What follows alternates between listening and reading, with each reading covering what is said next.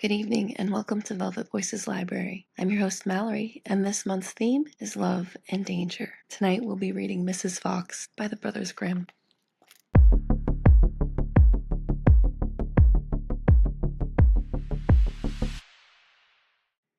There was once a sly old fox with 9 tails, who was very curious to know whether his wife was true to him.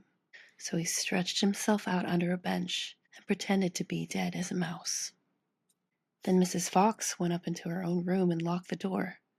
But her maid, the cat, sat at the kitchen fire cooking, and soon after it became known that the old fox was dead, someone knocked at the door, saying, Miss Pussy, how fare you today? Are you sleeping or watching the time away?"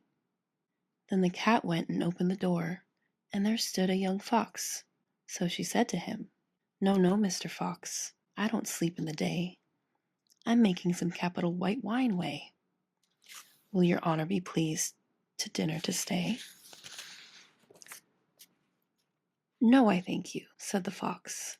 "But how is poor Mrs. Fox?" Then the cat answered, "She sits all alone in her chamber upstairs, and bewails her misfortune with floods of tears.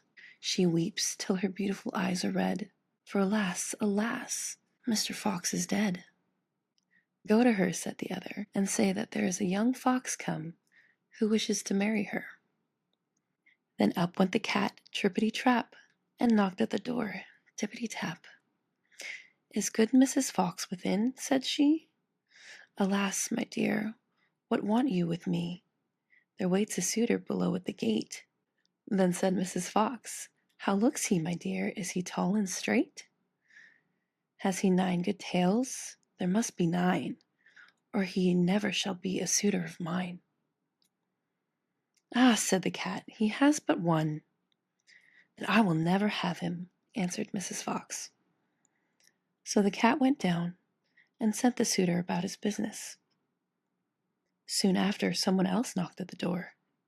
It was another fox that had 2 tails, but he was not better welcomed than the first. After this came several others, till at last one came that had really 9 tails, just like the old fox. When the widow heard this, she jumped up and said, "Now, Pussy, my dear, open windows and doors, and bid all our friends at our wedding to meet. And as for that nasty old master of ours, throw him out of the window, Puss, into the street." But when the wedding feast was all ready, up sprang the old gentleman on a sudden, and taking a club, drove the whole company together with Mrs. Fox out of the doors. After some time, however, the old fox really died, and soon afterwards a wolf came to pay his respects, and knocked at the door.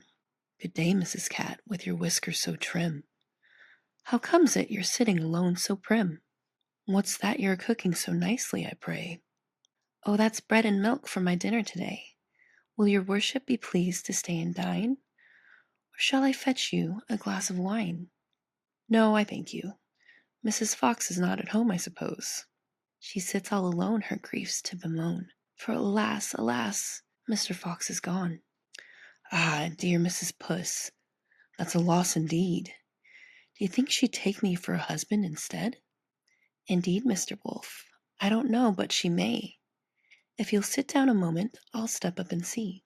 So she gave him a chair, and shaking her ears, she very obligingly tripped it upstairs.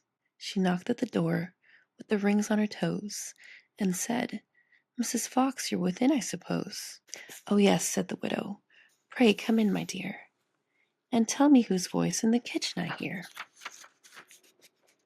"It's a wolf," said the cat, with a nice smooth skin, who was passing this way and just stepped in to see, as old Mr. Fox is dead, if you like to make him for a husband instead."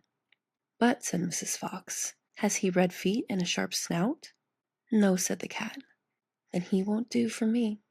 Soon after the wolf was sent about his business, there came a dog, then a goat, and after that a beet, a lion, and all the beasts one after another.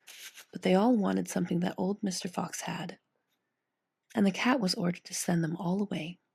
At last came a young fox, and Mrs. Fox said, "Has he 4 red feet and a sharp snout?" "Yes," said the cat. "Then, Puss, make the parlor look clean and neat, and throw the old gentleman into the street. The stupid old rascal, I'm glad that he's dead. Now I've got such a charming young fox instead. So the wedding was held, and the merry bells rung, and the friends and relations they danced and they sung, and feasted and drank, I can't tell how long. That was Mrs. Fox by the Brothers Grimm. I'm Mallory, and this has been Velvet Voices Library. Please make sure to like and subscribe to follow along with our February theme. Until we meet again.